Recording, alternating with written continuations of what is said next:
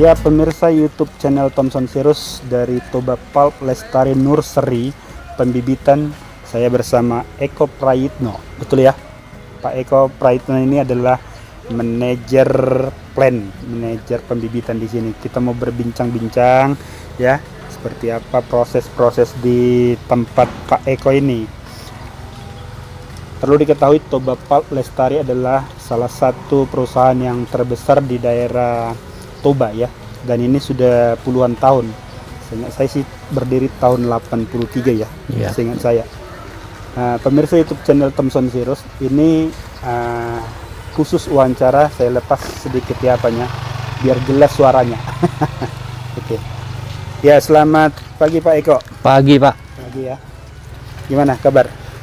Alhamdulillah bagus sehat. Ya, sehat ya. Itu yang penting. Itu yang penting ya. Udah berapa lama Pak Eko? Kalau di Toba Pulp saya baru 1,5 tahun. 1,5 tahun. Saya sebelumnya di Kerinci juga. Di Kerinci? Kalimantan. Iya. Di pembibitan juga. Pembibitan juga. Jadi eukaliptus juga? Ada, kalau di Kerinci ada eukaliptus, ada akasia. Di Kalimantan juga eukaliptus, akasia. Ya. Kemudian di Toba Pulp khusus eukaliptus. Khusus eukaliptus ya. Jadi udah berpengalaman lah ya kalau pembibitan ini. Sudah pengalaman. Pak Eko dari mana dulu kuliahnya? Saya dari Universitas Lambung Mangkurat di Kalimantan. Lambung Mangkurat ya? Iya. Jadi orang Kalimantan Bapak ini? Lahir di Kalimantan. Lahir Kalimantan ya. Iya. Jadi tapi udah di Toba Pulp sekarang ya? Iya. Pak Eko, kita ingin tahu dulu ini seperti apa ini proses pembibitan di Toba Pulp Lestari ini. Yang pertama mungkin prosesnya dulu deh ya. Iya. Prosesnya seperti apa Pak di Toba Pulp? Karena saya lihat ini kan udah agak modern ini pembibitannya. Kalau pembibitan di Toba Pulp ini apa yang perlu kita ketahui ya, dan masyarakat, karena masyarakat kan selama ini belum tentu tahu seperti apa proses pembibitan di Toba Pulp Lestari. Monggo Pak Eko. Ya, di Toba Pulp Lestari kita 100% menggunakan cutting. Ya, jadi eukaliptus yang kita hasilkan itu sama persis dengan indukan yang kita inginkan. Karena untuk di daerah Toba ini mempunyai spesifikasi ketinggian yang berbeda-beda. Baik dari sini yang cuma 900 sampai ke tele 1200 sampai 1500 kurang lebih. Itu memerlukan klon-klon yang berbeda. Jadi harus kami persiapkan itu semua. Jadi itu betul-betul diperhatikan ya, tinggi tanahnya itu berapa meter dari atas permukaan laut itu. Iya. Jenisnya beda juga. Iya. Nah, jadi itu kita ambil, kita ada mother plant itu untuk menghasilkan stek. Kemudian kita tanam dan berakar kurang lebih 3-4 bulan baru kita kirim ke lapangan. Jadi prosesnya di sini sekitar? Di sini 3-4 bulan. 3-4 bulan ya. Jadi lumayan lama loh. 3-4 bulan di proses ini. Nanti saya tunjukin gambar-gambar daripada lahan pembibitan ini ya. Jadi sekitar 3-4 bulan pembibitan di daerah ini yang dikerjakan Pak Eko. Saya lihat ini Pak, ini kan agak berbeda juga penyiapan komposnya, seperti apa nih Pak Eko? Kita menggunakan sebenarnya itu adalah kokopit. Kokopit itu adalah hasil sisa pengolahan dari coco fiber. Jadi di sabut kelapa itu diambil fibernya, itu bisa untuk bikin jok mobil dan lain-lain. Sisanya itu biasanya sebelumnya mereka buang. Jadi dari limbah ya? Dari limbah itu sekarang kita manfaatkan untuk media persemaian. Ya. Jadi medianya itu ya? Ya, medianya itu 90% kokopit, kita campur 10% dengan pasir. Pasir, ya. Kira-kira manfaatnya seperti apa Pak? Kenapa dia diambil dari kokopit? Kokopit itu dia yang jelas dia tidak terkontaminasi dengan material lain. Beda kalau kita pakai topsoil atau gambut, itu kan banyak sekali material yang ikutan dan bisa membahayakan dari tanaman. Tapi kalau kokopit kan dari sabut kelapa itu kan bersih ya? Iya. Nah, itu itu pun masih kita sterilisasi dulu. Sterilisasi lagi. Baru kita campur dengan pasir, pupuk, kita gunakan. Tadi saya lihat prosesnya di sana. Sesudah itu Pak apa? Kan saya lihat itu apa fungsinya tuh? Ya, yang itu seperti itu greenhouse. Greenhouse. Greenhouse itu tipikal di sini adalah suhunya rendah. Sementara untuk mempercepat perakaran kita memerlukan suhu yang lebih tinggi. 32 derajat Celcius kurang lebih. Iya. Kalau normal di sini rata-rata 27, 28. Sehingga kita harus naikkan suhunya. Kita buat greenhouse supaya kita bisa tahan suhu ya. Dan kelembaban. Diperlukan jaga. Kelembaban kurang lebih 80% kita jaga supaya dia cepat berakar. Kalau itu tidak ada, tidak akan sukses. Dari biasanya yang apa itu tadi berapa persen biasanya hidup? Kalau yang dari greenhouse itu dia rata-rata 85 sampai 90% hidup. Berakar semua. Berakar semua. Ya? Iya. Lumayan bagus juga iya. Hasilnya ya. Oke Pak Eko, ini kan tadi kan sekitar 3 sampai 4 bulan ya. Ini berapa banyak Pak yang dihasilkan bibit per bulan aja? Target kita kirim jadi bibit dikirim ke lapangan ya. Itu 2,5 juta. 2,5 juta per bulan. 2,5 juta bibit per bulan. Ya, oke saya potong sedikit. Ya. Itu kira-kira untuk berapa hektar? 2,5 juta itu kan kita tanam 1.750 batang per hektar. Ya, jadi kurang lebih 1.200 1.300 hektar ya, per bulan. Per bulan ya? Iya. Lumayan juga ya. Pembibitan ini lokasinya tadi di mana aja Pak? Selain di sini? Kita punya 3 lokasi di sini yang berdekatan. Pertama ini kita sebut Central Nursery. Nanti di sana ada di perumahan dekat Tonsetse kita juga ada di areal. Apa ini?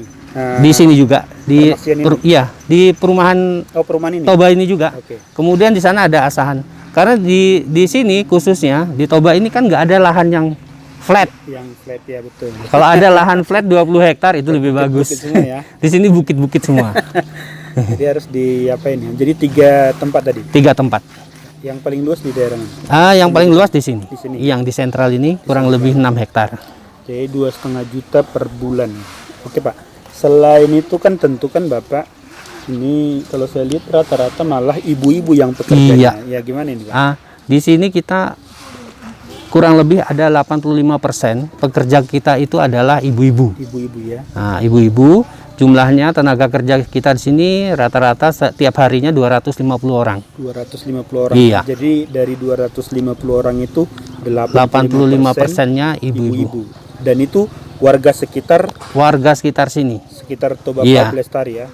Jadi perlu diketahui pemirsa YouTube channel Thompson Sirus, Toba Pulp Lestari ini khusus yang kita bicarakan tadi di bidang pembibitan itu yang bekerja kebanyakan ibu-ibu. 85% ibu-ibu adalah pekerjanya. 85% ibu-ibu adalah pekerjanya. Dan tentu tadi seperti pembicaraan Pak Eko, ini rata-rata semua ini di sekitar Toba Pulp Lestari mereka tinggal, dan bukan hanya tinggal, mereka adalah warga di sini. Warga di sini, iya. Dari jam berapa sampai jam berapa nih Pak Eko? Kita kerja di sini dari jam 8 sampai jam 4 lebih 36 menit. 36 menit. Ya. Kenapa ada 36 menit, Pak? 36 supaya kita mengepaskan 1 minggu itu 40 jam kerja. Oh. Dari hari apa ke hari apa? Dari hari Senin sampai hari Jumat. Kemudian kalau hari Sabtu setengah hari aja. Sabtu setengah hari ya. aja. Artinya hari Minggu libur ya? Libur. Hari Minggu libur, hari Sabtu setengah hari. Jadi Toba Pulp Lestari katanya tadi ada jam 4.36 ya, dipaskan biar tadi pas jam kerja sesuai dengan aturan pemerintah. Ya. Selain itu tentu kan ini kan Pak, tadi prosesnya saya lihat ya kan, ini kan banyak juga nih truk-truk ini yang ngantar apa namanya bibit, terus apa tuh tadi kokopitnya tadi kan mereka juga pasti yang bawa. Iya. Terus siapa aja nih mereka nih Pak? Ini rekan kerja kita seputaran di sini juga. Jadi seputaran Toba Pulp Lestari juga. Toba Pulp Lestari. Ya. Jadi mereka yang mengantar berbagai kebutuhan di pembibitan ini. Iya. Jadi mitra-mitra daripada Toba Pulp Lestari yang kita bicara pembibitan aja dulu Pak. Nanti kalau yang lain nanti mudah-mudahan di PC yang lain nanti saya bicara lagi khusus pembibitan ini. Seperti ini saya lihat tadi prosesnya, saya lihat tadi truk-truk itu banyak yang keluar masuk, artinya mereka tentu kan mitra dari perusahaan Toba Pak Lestari. Kata Pak Eko tadi itu rata-rata mitranya adalah warga-warga di sekitar Toba Pak Lestari. Jadi saya pikir ini Toba Pak Lestari betul-betul memberikan kontribusi baik terhadap tenaga kerja maupun terhadap perputaran ekonomi masyarakat Toba ya, seperti itu. Oke Pak Eko, ini kalau saya lihat sih sudah luar biasa. Mudah-mudahan ini menjadi inspirasi bagi masyarakat luas ya, bukan hanya karena Toba Pulp sebagai perusahaan besar. Mudah-mudahan nanti ini Toba Pak Lestari ini terus-terusan memberikan kontribusi terhadap Toba. Ya. Selain itu Pak Eko, satu lagi yang menjadi harapan saya apa ini, masyarakat ini kadang kan berpikir bahwa Toba Pak Lestari itu kontribusi atau semacam katakanlah kontribusinya terhadap masyarakat ya tidak terlalu banyak bisa dirasakan katanya. Tapi saya lihat tadi dari tenaga kerja, dari mitra, ternyata ini masyarakat sekitar. Apa harapan Bapak terhadap para pemirsa YouTube channel Thompson Sirus ini biar mereka paham bahwa Toba Pak Lestari juga punya kontribusi? Ya, Toba Pak Lestari ini adalah perusahaan yang bukan istilahnya setahun 2 tahun kemudian, tapi ingin terus ya. Jadi mohon dukungannya dari masyarakat sekitar agar mensupport dari aktivitas Toba Pak Lestari, biar kita kalau bisa 200-300 tahun bisa beroperasi dengan aman dan bisa berkontribusi terhadap masyarakat sekitar Toba Pak Lestari. Toba. Satu lagi Pak yang perlu diketahui masyarakat, ini kan selalu dimasalahkan masalah limbah. Kalau masalah ini kan saya pikir kan ini kan pembibitan saya lihat rapi. Bagaimana penanganannya biasanya nih yang khusus di sini? Kalau limbah kita punya ada pemantauan. Kita pantau pH-nya, kemudian kandungan-kandungan kita sampel airnya kita selalu bawa ke lab, baik itu yang lab internal sendiri dan kita dari Skovindo. Itu kita monitor terus. Kalau dari lab internal kita setiap seminggu sekali kita kirim, kita monitor, dan semua hasil lab di situ menunjukkan bahwa limbah dari nursery itu di bawah baku mutu. Jadi aman ya. Aman terhadap lingkungan. Karena secara umum kegiatan nursery ini sama seperti pertanian pada umumnya. Sama seperti, bahkan kita harus mengikuti aturan-aturan dari pemerintah dan tidak boleh melanggar. Jadi secara lingkungan sudah aman. Secara lingkungan aman ya. Artinya pemakaian kimia juga nggak terlalu banyak. Tidak terlalu banyak. Tidak. Bisa kita cek. Bisa dicek ya. Artinya udah melewati audit lain. Sudah. Pemerintah juga pasti melihat seperti apa proses-prosesnya. Nah ini saya Thompson Sirus dari masyarakat melihat. Jadi terima kasih nih kepada Toba Pak Lestari, selain pemerintah, masyarakat. Jadi artinya mereka ini kan terbuka sebenarnya untuk hal-hal yang sifatnya katakanlah dipertanyakan masyarakat. Iya. Jadi sangat terbuka. Inilah tujuan Thompson Sirus datang ke Toba Pak Lestari. Untuk itu pemirsa YouTube channel Thompson Sirus, kalau ada hal-hal yang contohnya perlu ditanyakan masyarakat, lebih baik seperti ini. Kita bertanya langsung, kita lihat seperti apa, jangan langsung memberikan penghakiman bahwa PT ini sudah melanggar peraturan ini dan segala macam. Padahal perusahaan besar seperti ini jauh sebenarnya lebih disiplin dibanding katakanlah perusahaan-perusahaan yang lebih kecil atau masyarakat biasa. Artinya secara lingkungan mereka ini sebenarnya sudah banyak memenuhi peraturan-peraturan itu dan melewati berbagai proses. Oke. Pemirsa YouTube channel Thompson Sirus, saya pikir interview saya atau bincang-bincang santai saya dengan Pak Eko sangat memberikan penjelasan singkat kepada para pemirsa. Mudah-mudahan nanti kalau memang masih ada pertanyaan-pertanyaan tentang Toba Pak Lestari, saya akan memberikan beberapa video di masa-masa yang akan datang. Oke, terima kasih banyak Pak Eko. Sukses selalu buat terima kasih. PT Toba Pak Lestari. Mudah-mudahan toba Pak Lestari bisa memberikan kontribusinya terhadap masyarakat. Oke? Tetap semangat. Semangat.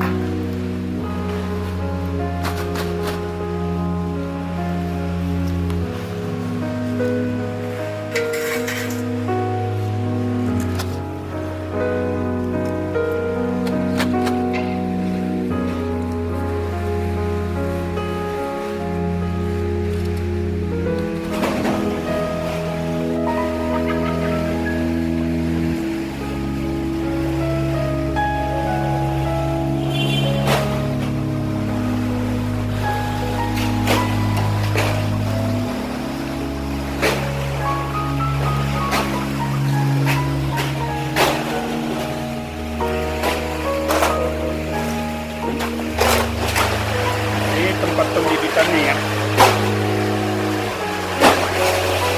Kompos dimasukkan ke sini. Kompos dimasukkan ke sini. Bukan kompos lagi dikasih.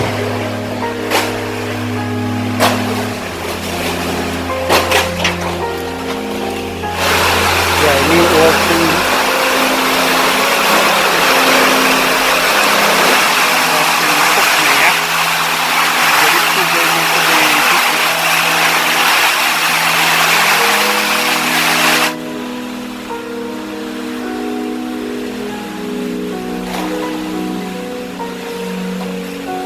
Sebagai sumber dari pembibitan. Dari sinilah kita panen ya. Nah, kita panen seperti ini. Nanti di sana kita kurangi daunnya.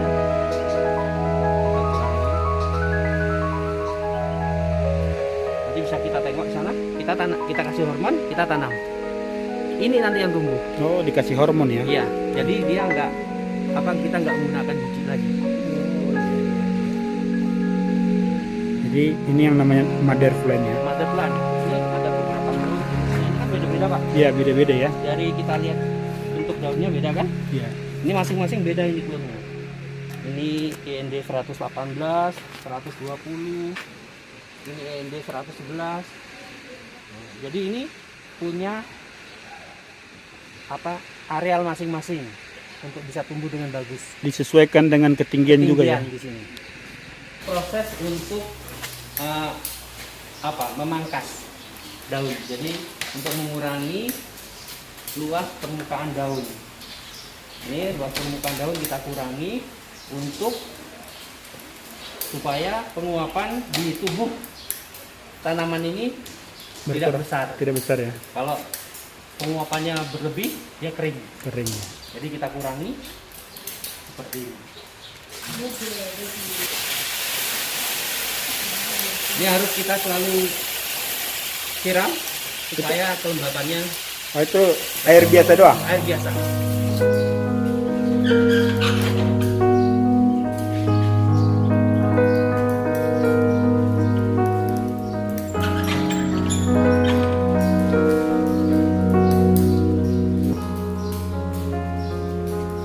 Tugas dari nursery itu adalah mempersiapkan bibit siap untuk ditanam di lapangan. Pertama, daunnya bebas dari penyakit, bersih, tidak ada penyakit. Tingginya minimal 20 cm, kalau ini udah lebih. Kemudian yang paling penting adalah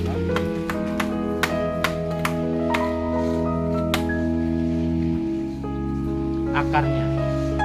Jadi ketika ini kita tanam, akarnya sudah siap untuk makan.